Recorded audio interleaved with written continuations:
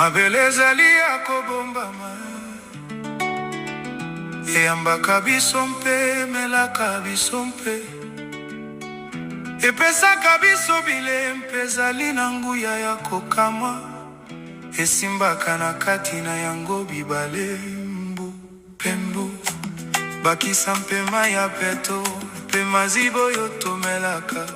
Mabele ezali na bozwi mpe mobola, tokumisa Nzambe oyo akelaki yango. To respecte mabele kaka ndenge to respectaka bamama na biso, tobanga mpe tokumisa yo yakelaki mabele, akomisaki yango makasi, mpe atiaki mai na nse ya mabele, mpe moto na nse ya mai. mobongisi monene ya bonzambe.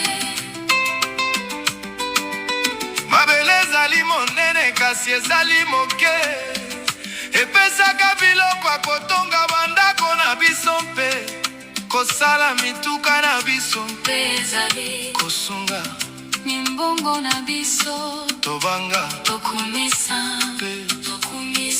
mozalisi ya mabele, topambola mina ye.